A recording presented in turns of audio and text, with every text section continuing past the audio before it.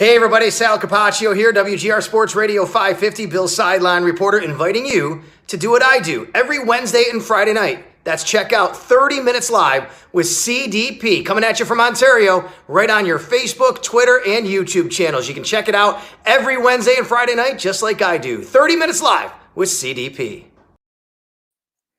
Hey, hello. Welcome to 30 Minutes Live with CDP tonight, special Monday night edition. I have Howard Simon from WGR 550 in Buffalo coming on.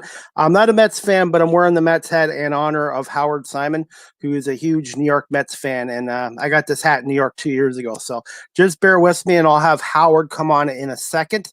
But thank you all for coming on tonight and watching me on Monday night, a special Monday night show. So just give me 1 sec, guys. I'm still a one-man crew here. And like I said, guys, Howard's got to be quite happy with his New York Mets. They're off to a 7-4 start. Marcus Stroman's been pitching well for them, and so is Jacob deGrom.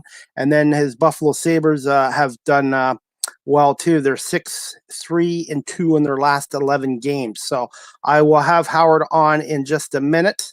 And I will just put his picture up here for you guys. He's been with WGR since 2004. And before that, he was with the Empire Sports Network, which was a predecessor to Madison Square Garden, or MSG now, that does the Sabres games. But yeah, 1 sec, guys, and I'm going to bring Howard on. And I look forward to talking to him about maybe the Sabres, who have shown some signs of life since Don Granato took over. And like I said, the New York Mets are off to a good start as well, and see what he thinks of the 2020 Buffalo Bills. So just 1 second, guys. I'm going to bring on Mr. Howard Simon from WGR 550 right now. Hi, Howard. How are you doing? Good, Chris. How you doing? Good. Thank you again for coming on tonight. I really appreciate it. You mean it's actually working? You can hear me? I didn't screw this up? No, you're fine. That's a beautiful thing. Okay. Hey, if I can do this, anybody can do this. No, I wouldn't say that. You don't know me well enough, honestly. So okay, but thank you for your help. Well, like I said, 10 years ago, I didn't even know what Wi-Fi was.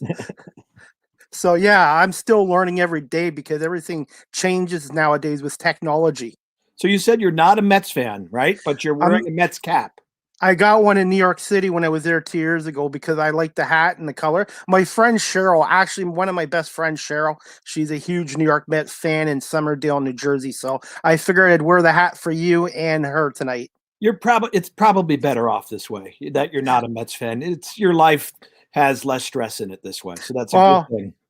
I'm a Tigers fan, but we're in a rebuild. We're in a rebuild. You've been in a rebuild for about 10 years now, I think.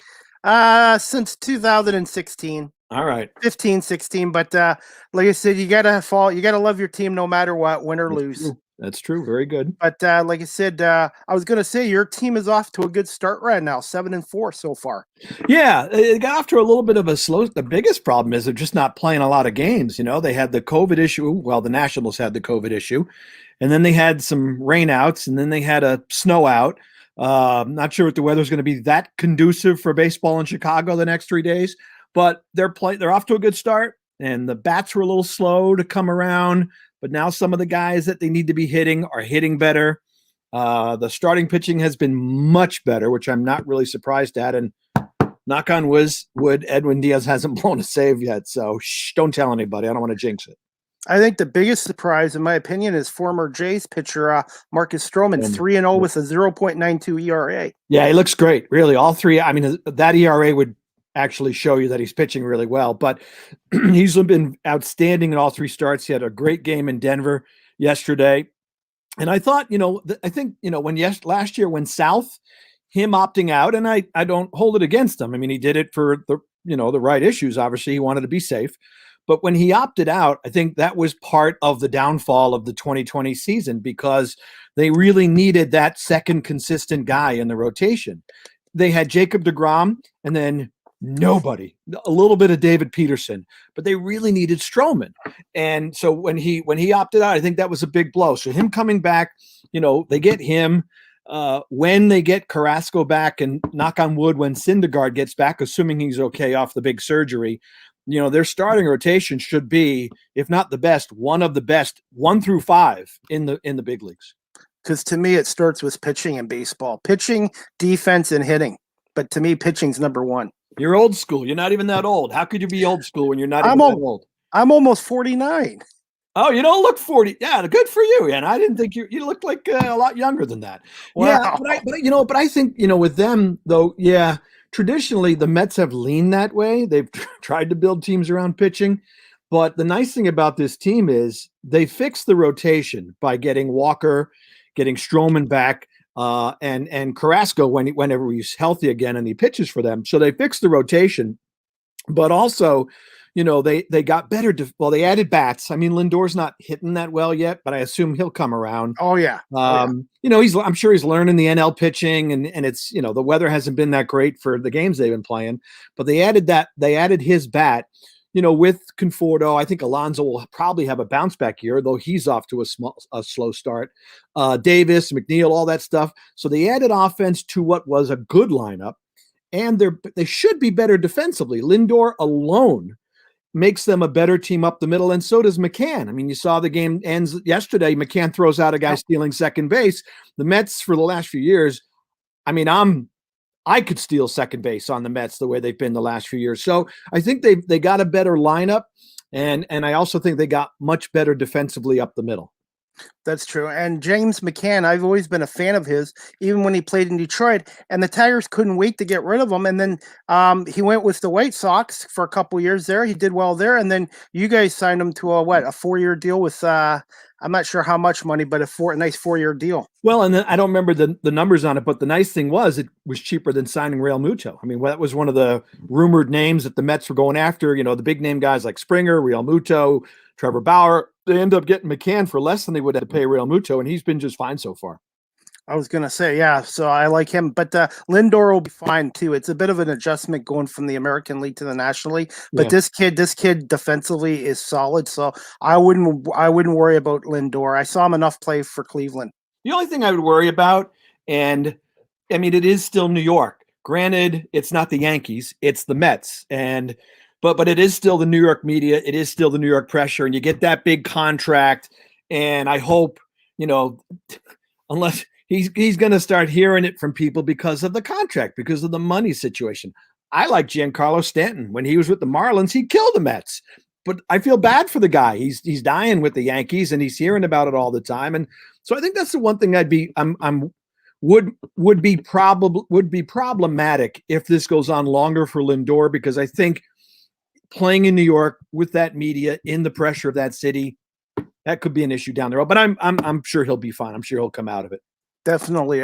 But you're right about that. New York, you're in a pressure situation. Look at the Yankees right now. Yeah. 5-10. They're in last place for the first time since 1968. That's hard to believe. Yeah. And look, now granted, the Yankees and the Mets, we're talking typically two completely different expectations. The Mets make the playoffs. We have a party. The Yankees make it as a wild card, and Yankee fans are like, okay, big deal. They're always thinking world championship, and the Mets are just, can you get to the playoffs and then we'll take a shot. But on this team, and I think maybe that's part of the Lindor discussion, the expectations were raised for the Mets. They get new ownership. Let's face it. I mean, the Mets have been bad for most of my lifetime, and the Wilpons were really a bad ownership group. So they get new ownership. The resources are not a problem now. The finances are there. They're going to build the baseball department up, all that stuff. They go out and they spend some money. They give Lindor the big contract. My guess is Conforto is going to be next. But the expectations went up because they're good enough to make the playoffs. They should, even in a difficult East division. I don't know if they win the division, but I mean, I'd be really surprised, unless there's a whole bunch of injuries. I'd be really surprised if they're not in the playoffs. I'm expecting them to be there. And with those expectations comes a little more pressure. And that's when you look at Lindor, Alonso, some of the key guys on that team. I was going to say the National East. My opinion is it's going to be between the Mets and the Braves. I'm not sold on the Phillies yet. They're a little better. They're playing better than I thought they would this season. Again, it's early. You're right. You might not want to go too far. The Braves are good. We know that. The Marlins were a surprise last year. I don't think that's going to happen again. Mm-hmm. And then the wild card is, I'm not sure what to expect from the Nationals. I thought they wouldn't necessarily be in the mix this year, but you never know with them if their pitching stays healthy. Although I guess Strasburg's injured now. If their pitching stays healthy, that helps. I was going to say, how many fans are allowed at the games now in New York for the Mets? I think it's 20% capacity, I believe. I'm trying to recall because it's statewide. It's either 20, maybe 25. And I want to say I should know capacity at Citi Field, but I don't know, like 8,000. It's not a big stadium, so maybe I would guess 8-ish thousand people at Mets games right now. That's about the same for the Tigers right now at Comerica Park, 20% capacity. So you know what? It's better than last year when there was no fans at all. I was just going to say, I think I saw today, was it Cleveland maybe? Ohio announced the Indians could go up to like 40% capacity for their home. Wow. Game. Yeah. Oh, I did not. I was sleeping, so I missed that. Okay. Yeah. Wow. Yeah. So that'd be we're getting there, and I hope, knock on wood. I mean, I'd like to get out to go see the Mets in the summer. I haven't been to Citi Field in a couple of years. They don't come to Toronto, although the border's not open anyway, even if they did go to Toronto. I can always go see them in Pittsburgh. I've done that before, but it'd be nice to be able to get back home and go see them at Citi Field again. Yeah, I was going to say, as for the Blue Jays, I'm in Ontario. I'm about an hour from I'm in Guelph, which is about an hour from Toronto. I don't think the Blue Jays are going to be back in Toronto to 2022 right now. Oh, same with the Raptors. That would be too bad. Sure, it looks like they're coming here at the very least for a month or so. And I thought, I was kind of hoping, maybe they would get back into Toronto in July or August for the stretch run of what I think should be a playoff season for them too. But you would know better than I would with the way things are going in Ontario right now. It doesn't look like it's happening anytime soon. No. So like I said, I'm just glad we're better off a year. Well, at least we have sports this year, because last year all sports were shut down until July? Yeah, it's a crazy stretch. So doing my podcast and then watching sports kind of keeps my mind away from all the doom and gloom news out there. Oh, for sure. Yeah. I mean, the shutdown was, especially if you're in the sports talk show business, literally no games going on, makes it a little challenging. But, obviously in terms of mental health, it was and still is very stressful for a lot of people. A lot of people have lost loved ones, of course. They've lost jobs. Some have lost businesses. And I think, we always talk about sports sometimes being the distraction you need, the escape you need, even if it's for a couple hours. Man, the Bill season last year was awesome on a number of different levels, including we just needed it. It was nice, even though fans weren't going to the games until the playoffs, and then it was a small number of people. Just to be able to get caught up in that, and that excitement gave people a nice little break from all the stuff, everything the adversity, everything people have been dealing with, the tragedy, all of that. Definitely. I'm a Philadelphia Eagles fan, but I have a soft spot for the Buffalo Bills. And like I said, I think you guys, I don't think your record will be as good this year, but I think the team might be even better. Maybe, does that make sense? I just think this team will be better than they were last year. Maybe the record won't be the same, but that's how I look at the 2021 Bills. Yeah, I think they'll be, they have a shot to be better. It would be challenging when you got to go 14-3, but I think they'll still, the division should be a little tougher. I don't think New England will be as bad as they were last year. Miami should still be tough to deal with. They do play Kansas City again. They play the whole first place schedule. They did better against I thought the NFC West was going to be really difficult last year. As it turns out, they should have swept the NFC West. So this year it's the NFC South. So you got New Orleans, you got Tampa. So there are some difficult games on the schedule. But I would expect them that they could still get to maybe a 13-4 with the schedule they have. Again, as long as there's no major injuries, knock on wood, Josh Allen stays healthy for the entire season. I was going to say Mitch Trubisky. I think that was a very good insurance policy.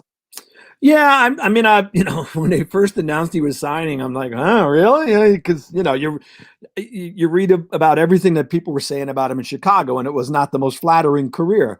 But for what they wanted, for what they needed, a break glass in case of emergency guy, he's an upgrade over Matt Barkley.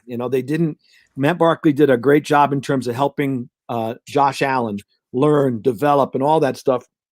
But they're at a point now where, if he goes down, they need to win football games. This is a Super Bowl contender we're talking about. So, Trubisky, you get a guy with experience, you get a guy with a lot of starts. He doesn't have to come in. It wouldn't necessarily be, I don't know that Brian Dable's calling the same game. Hey, we're going to win with Josh Allen's arm I'm not sure you could do that with Mitchell Trubisky, but it's basically come in, manage the game, be part of this. Hopefully it's if he is hurt, it's only a short-term thing.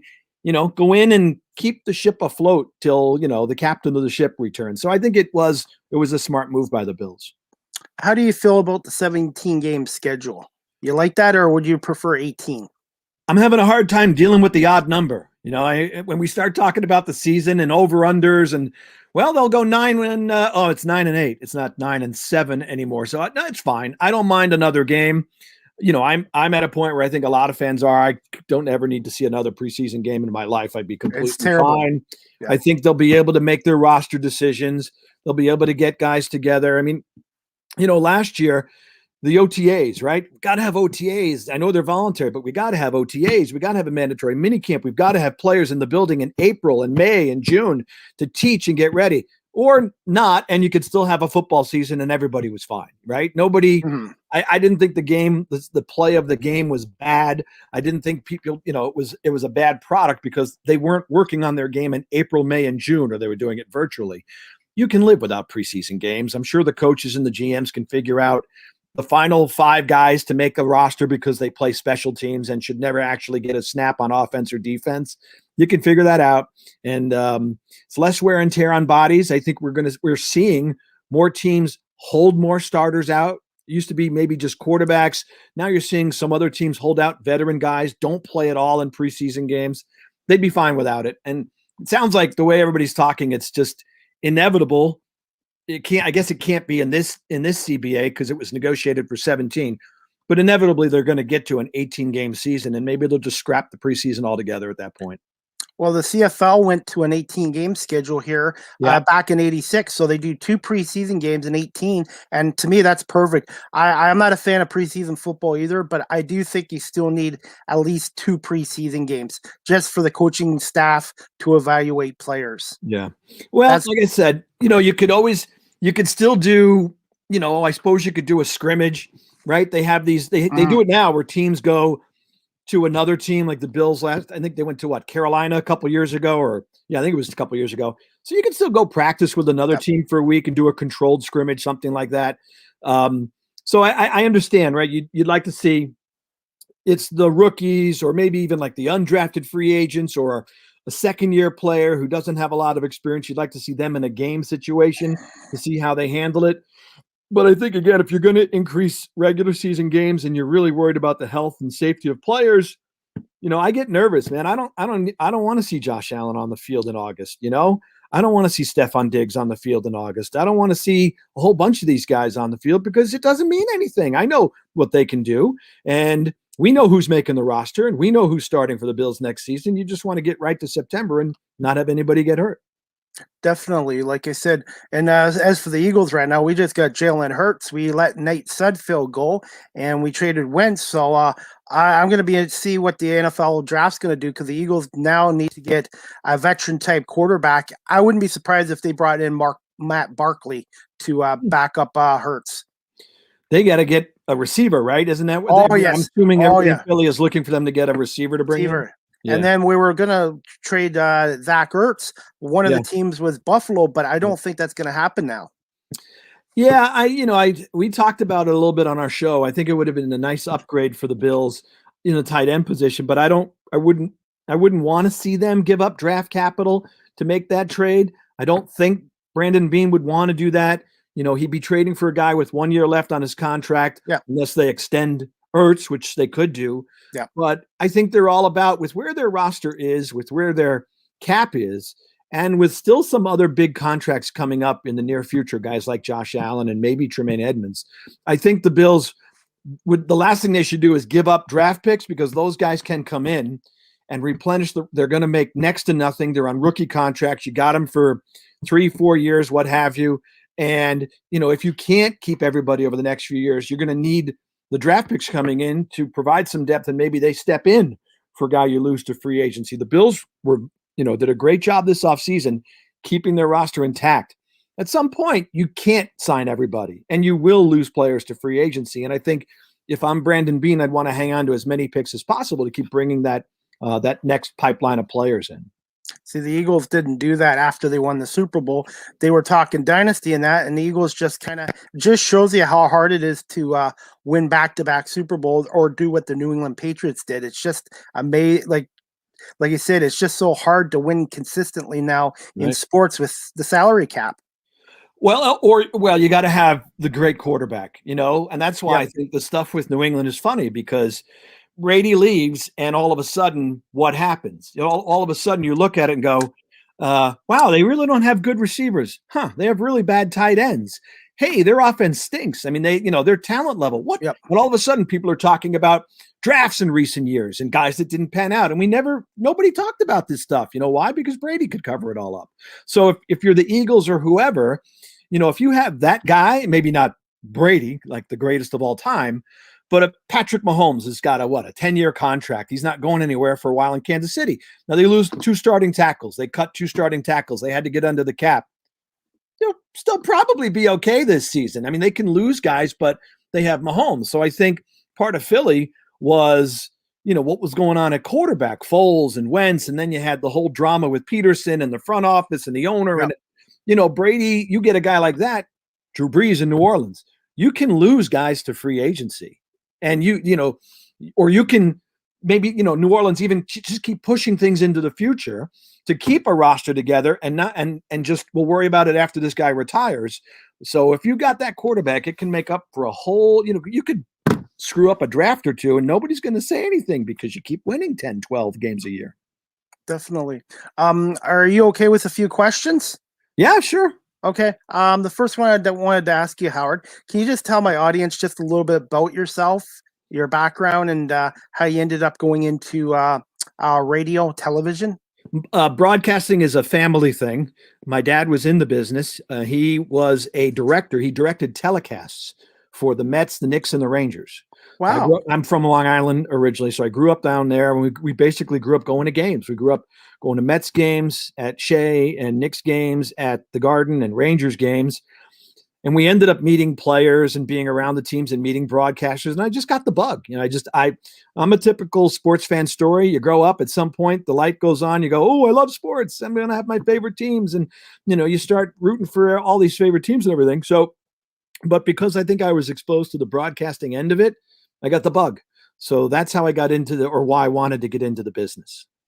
Very early in age. Okay. Yeah. That answered my second question. I was going to ask you, when did you know you wanted to pursue a career in broadcast media? Radio? I mean, I'm one of the stupid geeky guys that they'll give you the story about grabbing the old, you don't even remember when we had cassette tape recorders. Are you old enough to remember those? Oh, yes. Oh, okay. Yes. So I'm one of those nerdy guys who would sit in his room, turn on the television, grab the little cassette tape recorder and the little tiny microphone, turn down the volume on the TV and pretend to do play-by-play off like the Saturday NHL game of the week on NBC. So I did that. I mean, that would have been, 10, 11 years old. I knew at that point, like I said, so we go to the games and we're around these players and everything. And sure, I want to meet the players, but I also want to meet, I get to meet the Mets broadcasters, right? Ralph Kiner, Lindsey Nelson, Bob Murphy. I mean, I found that particularly exciting, so I could always tell that I wanted to get into the business of play-by-play. Or one of the really big name sportscasters when I was growing up in New York was Marv Albert. Oh, yes. So I would watch him all the time on Channel 4. I would listen to him do Knicks games and Rangers games. And I just thought that looks like a really cool job. I love sports. I get to be around sports, and now I get to do it for a living. So, it seemed like a pretty no-brainer thing for me. It's the only thing I ever wanted to do. Never even thought of a different career. I've always had a passion for sports, but it was not until about 2 years ago I was volunteering with a local basketball team here, a semi-pro team, and they threw me on as a camera operator, and I'd never done that before, and they talked me through it, and the producer actually liked my work, and then they actually paid me for it, and then they told me, if you want to get into this as a career, go volunteer with Rogers TV, which is a huge company here in Toronto, and I was doing that for a year until we got shut down, but I started doing my podcast about a year ago because there was nothing else to do with this shutdown. And I love doing this podcast. And And for a few months there, I couldn't get anybody to come on with me. But the last 5 months, I've been lucky enough to get people like yourself and the Bulldog. And I'm hoping to make a career out of radio because this is something I really love to do. No, the podcast is a good start because, you're working on your voice, you're working on your delivery, you're working on ad-libbing, you're working on putting thoughts together. It's like you're doing a talk show, but it's a podcast format. So that's good. And that's a great experience for you. And the Rogers thing is a great idea. I always think, I know maybe it's, maybe there aren't as many opportunities now post-pandemic, but, I think if you get a chance to work with your local cable outlet in the area, a lot of times the local cable companies will do high school games, right? High school basketball, high school football, whatever. And in Canada, maybe it's, I don't know, junior hockey games, what have you. Yep. So I think that's a great way to get experience because, you'll have a chance to get hired. I think that's where somebody can really get like their feet wet, get a lot of good experience. Like you said, Chris, you do a little bit of camera work, learn how to do this, learn how to do a game. And I think it's a great way to get some experience in the business. So good for you. You're doing it the right way. Thanks. And 99% of the people that I've met, like John Murphy, Bob Sochi, the voice of the Patriots, and yourself and Chris Bulldog Parker, you guys have all been great with me, and everybody's made me feel like I've been in this industry for a long time, and everyone's been really helpful. Yeah, there are a lot of great people in the business. I can't tell you about how many people helped me over the years, and I think Bulldog used to intern for me way back when. So I think when you help somebody else, and I had plenty of people who taught me the business, my dad included, but I think when you get that help, you should in the same position when you get to be as old as I am. And, we get interns or we get someone who says, hey, I want to do this. Can you come on my podcast? Or I want to get in the business. I think it's absolutely incumbent upon us to help out if we can, give out any advice, point somebody in the right direction, help them out, give them a break, anything to give back because people gave something to us to help us further our careers. Yeah, because I know I'm kind of doing this later in life, but this is something I really have a passion for. I love sports and I love talking to people. And like I said, I like interviewing guests. I learn something every new podcast they do. Yeah, I don't stop. You don't stop learning. I got news for you. I've been doing this forever. I'm older than dirt. And first off, I still screw up, as listeners of our station would nod their head yes if they heard me say this. And you learn something new every day, whether it's an interviewing technique or how to structure a certain topic or how to adjust, how to handle a certain story that's coming out. I know there are always, you never figure out everything in our business because, well, first off, every day is different. So there's always a different challenge. And I think it's continually a learning experience. You don't stop. No. And what's amazing is this technology now, I can do this from my own house. Mm-hmm. I wish that we had this technology sooner. Yeah. Well, and that's, with technology, it's big because of the pandemic. We haven't had, Bulldog hasn't been in the studio. I don't even know when, but I know Jeremy's been doing the show from home for, where are we, April? A year, maybe a little more than a year now. Wow. Because, when the pandemic first hit, our company, limited people in the building. They still don't have the office staff in the building. It's just on-air people and producers. But even then, they limited multiple show hosts in the same studio. So, it's just me in the studio and Jeremy's at home and it sounds fine. You wouldn't know the difference. Yeah. It's working out great. So yeah, thankfully for technology, it's allowed all these talk shows and everything to continue as companies have made sure they didn't have too many people inside a studio or inside the building doing the shows. Definitely.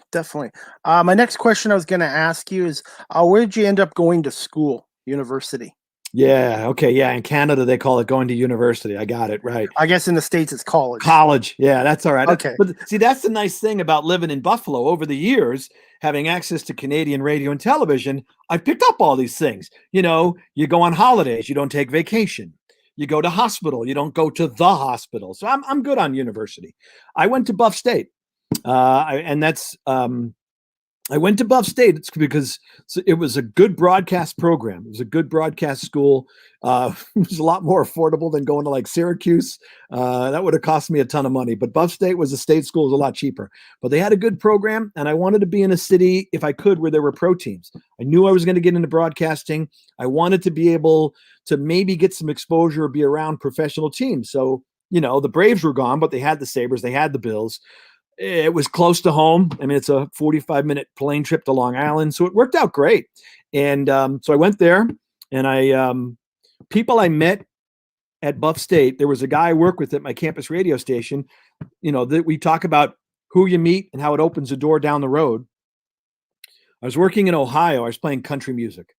I was doing everything but sports at the radio station I was at in Toledo. I did news. I did public affairs shows. I did traffic reports. I did country music DJ. I did everything. There was a guy I was with in college, was working at a station in Niagara Falls, said, "Hey, we're looking for a sports guy." I gave him your name. So I interviewed for the job. I got that job, and it got me back here to Western New York. And that was back in 1989. And I've been there ever since. Wow. And you've been with WGR, I think, since 2004? Correct. Yeah. Okay. Yeah, it's a long time. I like to try to read a little bit up on my guests before I interview them too. Yep. So yeah, November 2004. So we're going to be 17 years this fall. Jeremy and I working together. Hard to believe, eh? Just same with the Bulldog and Mike Schulf. I think they've been together longer. Yeah, that's hard to believe, man. Yeah. Where does the time go? Jeremy, the only person I've been with longer than Jeremy is my wife. So wow. Well, actually, my son's been around longer too, but yeah, it goes fast. It's really amazing when you. Yeah, I know, because Mike was at the same station I was at, WNSA, and he left before I did, so I know he and Chris have been working together longer. I don't have the exact time frame in my head though. I was gonna say I've always been a radio guy. As much as I like TV, I grew up with radio in the 70s. TV, there was very few games on TV back then. Like there was a little bit, but not now. Not like now. And I grew up with like Ernie Harwell in Detroit and George Blaha, the voice of the Pistons, and Mauro Reese of the Eagles. And to this day, I'm still more of a fan of radio than television. Yeah, me too. And I've done both, but more radio than television. And that was always my first love.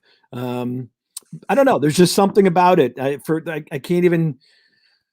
It's just, to me, there's something about sitting down on with a microphone in front of you and just blabbing. And if you're doing play-by-play, creating the picture. TV, you don't have to. It's a completely different thing. It's more of a conversational, like you're talking with a buddy having a conversation while the game is on. To me, radio and that connection of being able to describe everything for the fans, they're relying on you to paint that picture and bring everything to them, every detail. And I always thought that was more challenging. I thought it was more interesting.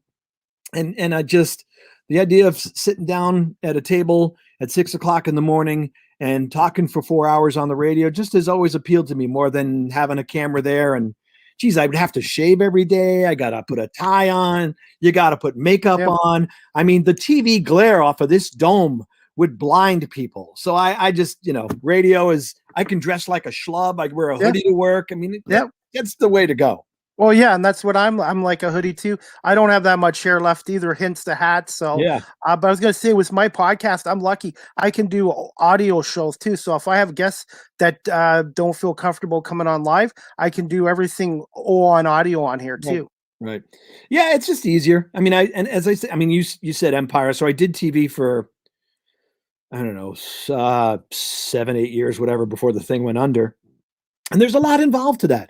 And it's not that I don't want to make it sound like I don't trust other people, but in television, you have to rely on so many other aspects. In radio, if I screw up, man, it's on me. In TV, there's a producer, there's a director, there's, the stage manager, there's cameramen, or women, there's someone running the tape machine. So the tape goes on. I mean, there's so much stuff, which was really, for me, learning that was really amazing how many people that have to come together to put, say, Fan TV on a 2.5-hour sports talk show. In radio, it's me, it's Jeremy, and it's Brayton Wilson, our producer. Done, let's go to work. I mean, that's it. Yeah. I was going to say, and I've been seeing that with Rogers TV, doing the hockey games for the Ontario Hockey League's Guelph Storm games. There's so much work to set up and then tear down, and then you got your producer, and then you got your tech guys and graphic guys. It's a lot of work that I was getting to see before this COVID struck. Yeah, I think you appreciate how much goes into putting on a telecast of a game. It is definitely a lot, and I think, and you can, I think you can appreciate all the efforts that it takes to be part of a team that makes a successful telecast in that case. But as I said, I don't know. There was something radio just had. It was my first love, and it always appealed to me. I just found it much more interesting than television for a myriad of reasons. Definitely. So, okay, that answers my question. The one other thing I wanted to say to you, ask you about that, the speed too. I guess with TV, you're on a time limit and you have to be like boom, boom, boom. Do you find with radio you have a little more leeway than television doing a television production? Yeah, I guess so. I'm trying to think. In TV, when we did fan TV, as opposed to like a play-by-play of a game or anything like that, we still had a set time where we're supposed to go to break and everything. It wasn't a hard out. I don't know if that's what you're looking at. Like, okay, this segment goes till 45 minutes after the hour, and you at 45 straight up, you better be out. Like, you don't have to worry about that, or I didn't at fan TV, and we don't in radio. If anybody listens to our program, we are late to the break consistently. It drives my boss crazy. So, but that is kind of nice. There's definitely a structure to the show. We have parameters of 3 segments an hour, how long they're supposed to go, all these different things. But there's a flexibility in radio that if we're on a good topic or we have a good discussion, I don't look up at the clock and go, uh-oh, it's 25. We have to stop talking right now and go to break. No, we can finish our thoughts. And if we go at 26 or 27 or 28 or 31, you have that ability to kind of just go with the flow, so to speak. So I do like that. I think in television, certainly with a newscast, like when you watch the newscast, that's rigid, that's structure. Here's the segment. Here, everything is timed out to the second, and you better make it fit, or else. In radio, we have flexibility, which is nice. Yeah, I just wanted to ask you about that because, like I said, I've interviewed some TV guys and some radio guys, so I always like to hear people's responses to all that. Well, I think with the TV guys, again, we didn't necessarily have this at Empire because it was not a traditional. There was not a sportscast and a newscast like John Murphy when he worked at Channel 7, or Adam Benini at Channel 2. Any of these guys, they get a certain amount of time in the news block, the half-hour news show. Here's your, I don't even know what it is, 2 minutes, 3 minutes, 4 minutes, whatever. Here's your time for sports. That's all you're getting. So if they give you 2.5 minutes, you're not going 3. I mean, you're not, let me just put in an extra. No, you got 2.5 or 3. You're out at 2.5 minutes. So this is your block. This is your time. You make it fit, or else. And again, in radio, we're just, we just blab until we feel like going and finally playing commercials. I was going to say, have you ever thought about writing a book about your career in radio? God, no. I'm not that interesting. No, I'm not that interesting. All right, because it would bore people to death. Because I asked Bulldog and even John Murphy that, and the same thing, especially John Murphy. He's had such a great career in TV and radio. I would buy his book, but yeah, I think he's kind of leery about writing a book too. Yeah, I don't. First off, like I said, I'm not an exciting person, and number 2, I don't remember anything. So my memory is not shot, but it's beginning to go. So if you're going to write a book, I would have wanted to like track all the great stories over the years, the players, the games, everything I would have heard, this story, that story. I don't do that. I haven't done that. And for me to try and recall that stuff wouldn't happen in a million years. So I'm just going to, in my next life, I'll write a book. How's that? Deal. Yeah, I love reading stuff about the behind the scenes of stuff. Oh, I believe me, I do too. I just finished a book. I just finished Vern Lundquist's book, the guy who did CBS and SEC football, Masters, and all that NCAA tournament. I just finished his book. So I'm with you. I love, the big name broadcasters reading books like that. It's great. I love hearing the stories. I just don't have, as I said, it's boring. I don't have that level of who's going to want to hear my stories. Not many people. So there's no way. That's too much work. You're killing me, Chris. That's too much work. Okay. My next question for you. Did you have a mentor when you were first starting out in the industry? I did. It was my dad. It was my dad. As I said, so he was not on air. He was behind the scenes. So, but as a director, you're constantly working with play-by-play guys, color guys, announcers, broadcasters. You see what they're doing. You're working with them. You're giving them pointers. So, and he was a big sports fan too. He was always around the game. So he was the guy. So when I first got actually even in college, when I started in college, that's the first time I actually got on a radio station. So whether it was the campus station or my first job, I was constantly, recording things on cassette, mailing the cassettes home and saying, what do you think? And he would give me tips. He would give me pointers. And I thought, this is great because this guy's working with, like I said, the Lindsey Nelsons, the Bob Murphys, the Ralph Kiners, the Marv Alberts doing Knick games and Ranger games, or Jim Gordon and Bill Chadwick, the great Ranger broadcasters. He's working with these pros. So I'm just going to tap into his knowledge. And so he was always good. I would always give him a call. How did it sound? What did I do wrong? What do I do about this? What do I do about that? And more than anybody else, he's the first guy that really helped me in my early stages in my career. Okay. I always like to ask people about that too. So my next question for you, you've already answered the one about TV to radio. So I was going to ask you, what was it like working for the old Empire Sports Network? It was fun. We had a good time. We had a blast. It's funny. I'm not really good at, people are going to think I'm just a complete idiot after they watch this. I'm not really good at keeping up with people. I have friends, the occasional text. I'm never, I have a Facebook account. I'm never on it. I'm just one of those people who just never checks in and say, hey, how you doing? I don't know why, but for whatever reason, a couple of weeks ago, there is an Empire Sports Network account on Facebook. So I went to the page and I just put in a little quick comment. Hey, I know I'm not really good, but I wanted to see how everybody's doing. Haven't talked to anybody in a while. Send me a quick hello. And all of a sudden I started getting a whole bunch of responses over the next couple of days with a lot of people I worked with at Empire. It was great. It really, it was nice to kind of touch base on them with them indirectly, but that was a fun place. It was cool because, we always had resources. There was never a problem with money. Now I know why. The Regises were stealing it from the company and giving it to us probably. But, we always had resources. We had manpower. They put a lot of money into the network. We did it. They did it first class. We traveled to games. We covered the Super Bowl. We covered major sporting events. We would go to Rochester. We would go to Syracuse. We were really on the cutting edge of a regional sports network producing its own content, doing its own show. People came to rely on us after a Bills game. Turn on Empire. Let's see what they're saying. Monday at 4:30, let's turn on Fan TV and see what they're saying. It was a really well-run operation. And I'm really proud of the work that everybody did over the time there before, the Regises went to jail and it was shut down. But it was a fun place to work because our bosses at the time would trust us. They knew they had good people in place. So they let the producers produce, they let the anchors anchor. They let everybody go about and do their jobs because they knew the work would get done. It would get done right. It would get done promptly. And they could just sit back and watch. And they never really bothered us. They just kind of stayed out of the way and let us do our job. And everybody was really dedicated. There were a lot of good young people who did really good work there. And it was sad when the Regises went to jail. A lot of people's lives were affected. A lot of people lost jobs and had to relocate and all these other things. Some people never got back into broadcasting, and it's too bad because it's a really good group of people. So yeah, I thoroughly enjoyed my time there. It was a lot of fun.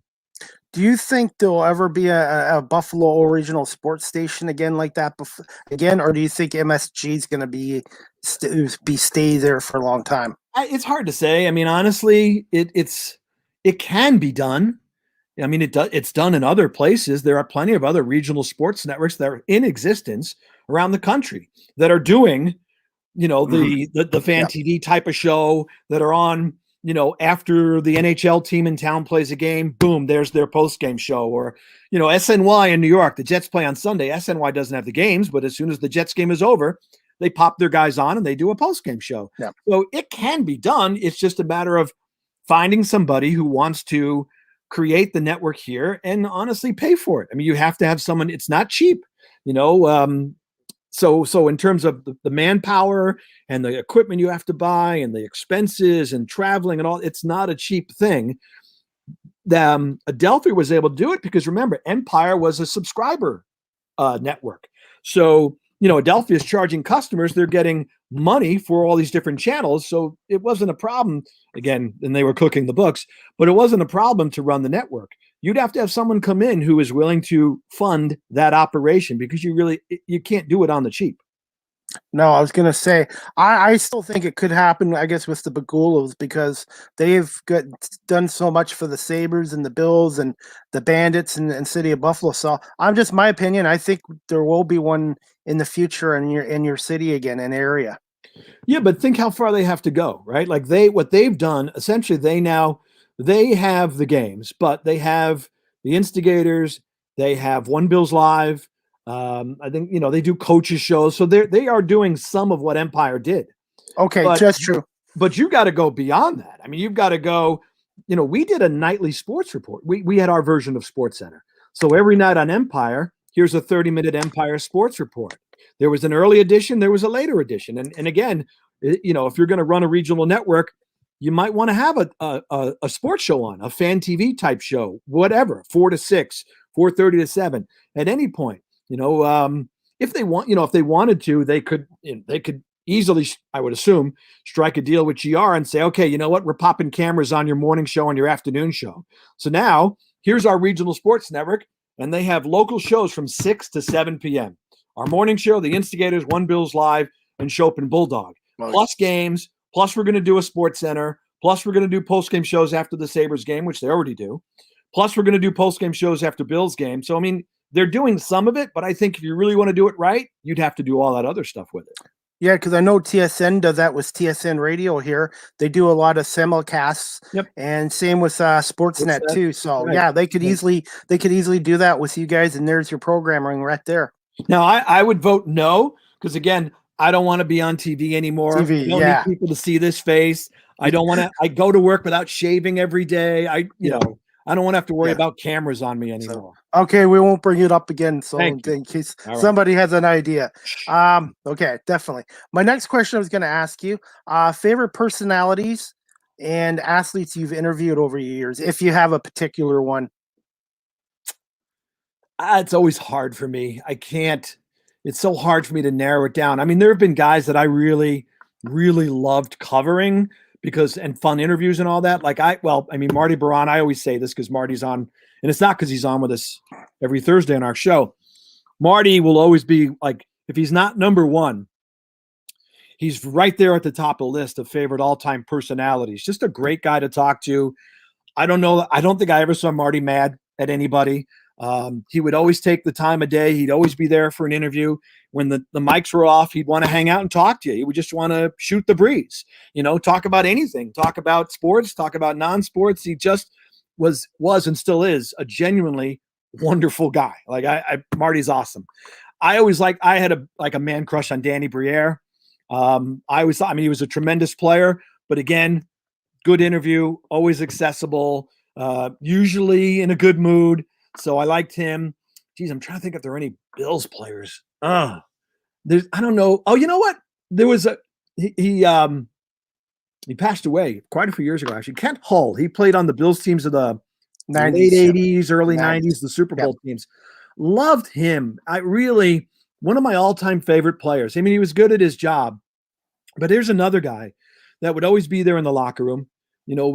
Would be there on Wednesday after practice, on Sunday. They played well. They didn't play well.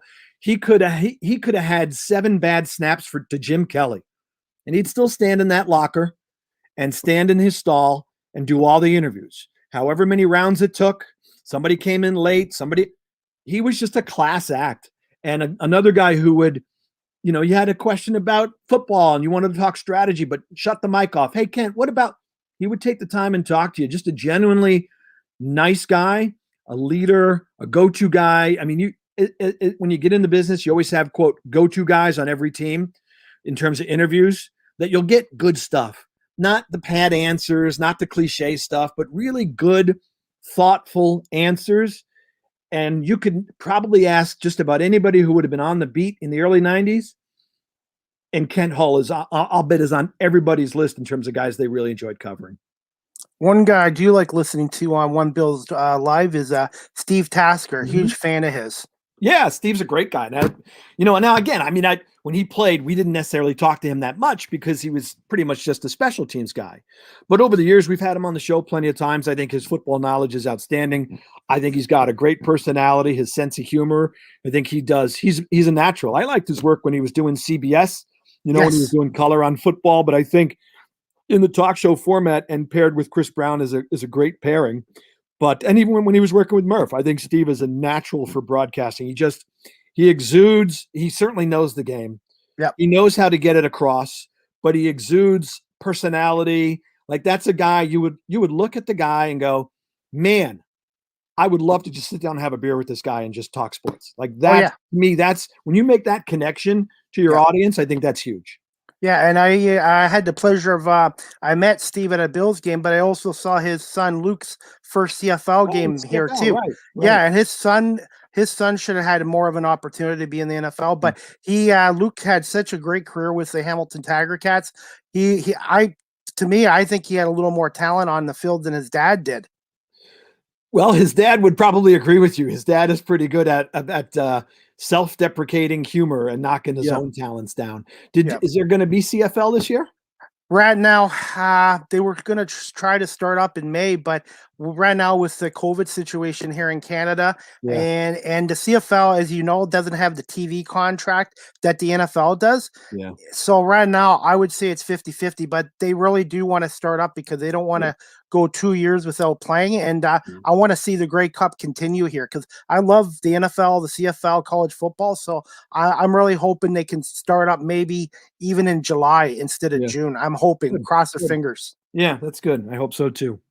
I just don't want them getting in part. They have a deal with the XFL right now, but I just don't want to see them change their game and play 4 downs. I love 3 down football as much as 4 down football, and it's just I'm hoping something can be done where the league can continue on because it's been around for a long time. I've never been able to get used to 3 down football. No, I grew up with it, so I'm used to it. Well, yeah, but I'm like when I grew up on Long Island, so I would have had no access to CFL games. So I get to Buff State, and we get CBC and CTV in Buffalo. Yeah. So at some point I would have there's a Canadian Football League. No kidding. Great. I love football. Let me watch this. 1, 2. What's the punter coming on the field for? It's 3rd down. Why are they punting for? I'm like, what? You only have 2 downs? Why are the end zones so big? I would have watched, somebody would have dropped back at the 10-yard line and thrown a pass. I'm like, where are you throwing the ball? The single point, the Rouge. I still 1 point. Guys in motion. Where's the flag for illegal motion, illegal procedure, false start? What's going? It was really hard to get used to it.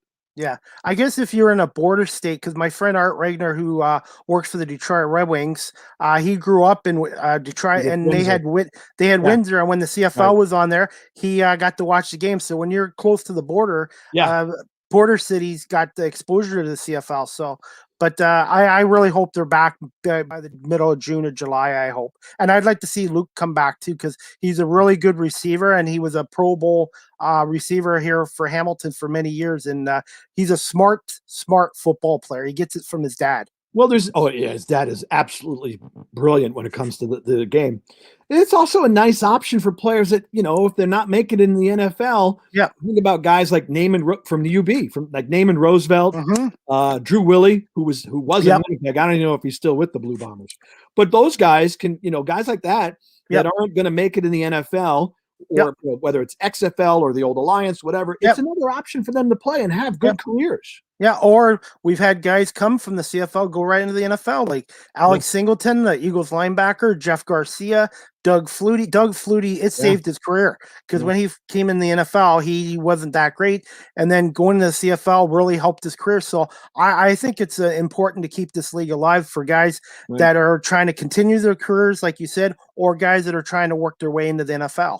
Yeah. All right. Well, hopefully everything will be straightened out and they'll be able to do that. Definitely. My next question for you is, I only got a couple more. Most memorable Buffalo sports memory. Well, it hasn't happened yet. That, of course, would be hopefully talking about a championship for somebody, the Bills or the Sabres or both, if I want to get greedy. So I think for me, um, I don't know if you would actually ask about the comeback game. I was not at the comeback game. I was out of town that day. So I'm going to go with the 51-3 game against the Raiders because I did cover that game. I had a chance to be at the stadium and to experience that in person, the first Super Bowl berth in that franchise history. And I mean, that game was over by halftime, just the annihilation. The parties were going on in the second quarter.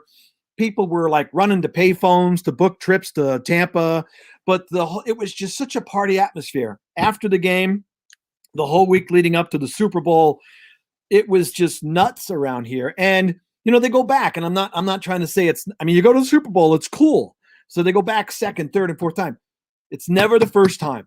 It's never the same as the first time you do something that special. And so I'll always think about that. It was a fun team. It was a great time, and the fan base deserved it. And I'll always remember what that was like. To me, that would, saving without a championship. I've seen the Sabres go to the Cup Finals, no goal and all that. And there have been some other good teams with the Bills and Sabres. But in terms of top memory, I think it's got to be the first time they clinched a Super Bowl berth. Well, it's just like with the Eagles winning Super Bowl 52.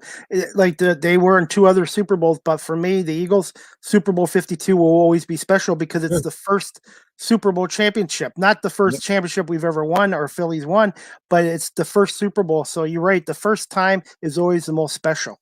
So I'm hoping, knock on wood, maybe next year for the Bills and a little bit further off for the Sabres right now, but I'm hoping that I'll live to see one of these teams win a championship because I have no idea what it would be like.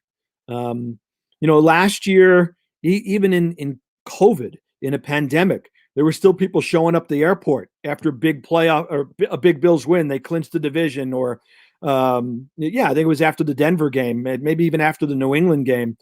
I would love to see what this region would be like if somebody won a championship. I mean, Crazy. The party it would go on forever. It'd be crazy. We'd be doing shows 24 hours a day just to hear people calling and to hear what they sound like and the excitement in their voices and to see the sheer joy in the fan base. God willing, it will happen and I will be around to see it. I was going to say, my next question, I only got one more after this, and that's it. This question, you've already sort of answered the Bills part of it, the thoughts of the Bills, but the Buffalo Sabres lately, since they fired Ralph Kruger, 6-3-2 in their last 11 games, and they seem to be showing signs of improvement in life since Don Granato took over. A little better. Yeah. We're not throwing a parade yet, but it's nice to see wins, first of all, but it's also nice to see entertainment, fun, goals. I mean, watching their games has at times become drudgery over the years. Whether it was Ralph Kruger or Phil Housley, there's been some really bad hockey here. So I think it's nice to see the young guys play well. And I think if you're looking as a Sabres fan, if you're looking for some hope and you're wondering when this thing will turn around, I think to see the Dahleens, the Jokiharjus, the Middlestats, the Cousins, the Thompsons, the Asplins, guys like that, to be playing key roles in the quote, the turnaround, if you will, 6-3-2, as you said, in the last 11. I think that's the most encouraging thing about this. The coach looks like he knows what he's doing. I'm not sure if he gets the job permanently or not, but finally they have a coach who knows how to use the talent as opposed to jamming it into a certain philosophy. He's come in, he's let guys play, he's given guys green lights. He's saying, let's get offense, let's focus, let's get up ice, let's score. We want goals, we want puck possession, we want offense, we want entertainment. And that wasn't the case. So I think that's great for the fan base because honestly, I mean, you're not supposed to go 10 straight years without making the NHL playoffs. Well, the Bills went 17 years, so hopefully the Sabres drought doesn't go 10. I know I'm a Red Wings fan, and we're going on 5 years now with missing the playoffs after we made it 25 years in a row. So hopefully, like I said, I think the Sabres did the right move making that coaching changes. And like I said, how many games are left? They got about another, 10, 12 games left? Yeah, that might be about right, 12, 13 or so. I was going to say. Yeah, I'm trying to think. They're probably around 40, 41. I'd have to look, Yeah. but probably 12, 13, 14 Yeah. games, something like that. Yeah. Is it, you think Jack Eichel will return by the end of the year, or you think it's just, No, he's no, done. Yeah, he's done? done. They shut Okay. him down. The question is whether he's back as a Sabre next season. Yeah, that'll be interesting. So, Yeah. okay. Last question for you, Howard. Any advice for anyone, including that just myself, looking to pursue a career in radio? Don't do it. No. Well, let's see. I think there are things you go to college, get involved in a campus radio station. I think that is really important. If you can get to college and major in broadcasting and get on the air, it's a great training ground. Because it's, it would be hard if you want to do sports. It might not be as easy to come right out and get into a full-time sports job somewhere, but go into a campus radio station and do everything. Read the sports, read the news, pull a disc jockey shift, learn how to write, anything you can do. I think that's a really great hands-on experience. Internships are important. If you can get an internship in your city with a professional station or two, great. Because you see what it's like to work in the professional atmosphere and you make connections, you make contacts. We've had interns at GR that we eventually hired full-time. So you never know who you can meet, what door it might open up. I think those are really invaluable. Podcasts, even if you're not working at a radio station, nothing says you can't do your own podcast. Create your own webpage, create your own podcast, get on the air, stare at your computer screen, understand what it's like to, okay, I'm going to do a half-hour podcast. Okay, what am I talking about? What's the topic? What are some of the things I'm going to cover? Learn how to structure a half hour of talk. Learn how to be able to talk without reading a script. To just sit down and just go and just talk about a certain topic for as long as you need to talk. Learn about ad-libbing, working, off the cuff, anything. So I think those are important. Writing is really important. Look, our business has become very much so about the web page, digital, views, people reading our columns. So if you can work on your writing, a blog would be perfect. So I have one. Actually, I have one on here. That is important. I think, honestly, I think when people are looking for, in our business, I think when you're looking to hire somebody, it's not just how they sound on the air. Of course, that's important first and foremost, but it is, what else can you bring to the station? And that includes, what can you do for the internet? What can you do at our website? And if you can write, that I think is really, it just makes you a more valuable commodity. So I think you should absolutely do that if you're looking for a career in radio. Don't just think about on air. You do have to contribute with the web. That's what everybody's doing now. Social media, and I've also learning. Right. I'm learning how to produce my own show, get my own guests on. I'm learning how to promote myself too on social media. So I'm just trying to learn more every day, every week. Right. It's all good. It's all good experience. So anyway, yeah, the more you do and the more you offer, well, the more valuable, the more hireable you would be, and the more valuable I think you would be for someone out there looking. Does someone want to hire you? Well, if you're just going to do one thing, well, maybe you can go on air, you can produce, you can anchor updates, you can do, you could fill in and do a talk show, you can write for the web, you can produce a show, whatever. If you can go out and cover a practice if we're short a reporter. The more you do and you bring to the table, the better you are in terms of a commodity for someone who's hiring you. Okay. Well, I would just want to say again, Howard, thank you so much for coming on my podcast tonight. Oh, my pleasure. Thanks for having me. It was a lot of fun, and good luck with everything. Maybe in the summertime or in the future, you might be able to come on again and talk a little more New York Mets baseball with me, and maybe some Buffalo Bills football. When in August, when they're 12 up in the East and they're steamrolling towards an inevitable World Series championship, you just let me know. Okay, definitely. Well, again, thanks again, Howard, and we'll definitely keep in touch with you. All right. Good luck with everything, Chris. Nice talking to you. You too. Thanks, Howard. Have a good night. You too. Bye. Anyways, guys, I hope you enjoyed my interview tonight with Howard Simon from WGR 550 in Buffalo. I really appreciate Howard coming on tonight. Huge New York Mets fan, Buffalo Bills fan, Sabres fan, and he's had a long career in TV and radio as well. So let's see some of the comments. Mark Richardson, nice, fun guest. Thanks, Mark. Appreciate it. Patrick, you've been watching too. Thank you so much. Everybody who watched live, thank you so much. Whoever watches this later on tonight or tomorrow, the next day, I really appreciate you watching 30 Minutes Live with CDP. I really appreciate it. Howard Simon was a great guest, and hopefully we get Howard back on again in the future, and maybe talk a little more New York Mets baseball with him and some Buffalo Bills training camp as well. So, like I said, guys, I really appreciate this coming on. Mark, thank you as well. Let's see. My next guest is going to be this Wednesday night. And yeah, next 30 Minutes Live with CDP is this Wednesday night, April 21st at 6:30 p.m. Eastern Standard Time. Guest is Scott Cellini. He's born and raised in Buffalo. He's a musician and a songwriter and a promoter of the group, the Scott Cellini Band, as well. So I'm looking forward to talking to Scott at 6:30 this Wednesday night about his career. He's also a big Bills Sabres fan as well. And if you guys are interested in following Howard Simon, the best way to follow Howard Simon on social media would be on his Twitter page at H Simon 62, and that's Howard's Twitter page. He is on Facebook, but as Howard said, he's not really on Facebook that much. So if you guys wish to follow him, you can follow him on Twitter. So, guys, I'm going to call it a show. But I'm looking forward to Wednesday night show with Scott Cellini at 6:30. We'll talk some music with him and some Buffalo sports and some charity work he does in Buffalo as well. So, like I said, guys, I'm going to call this a show. But we'll see you guys Wednesday night, 6:30 for 30 Minutes Live with CDP. Cheryl, I hope you like my Mets hat I'm wearing for you. And like I said, we'll see you guys on Wednesday. Good night, guys.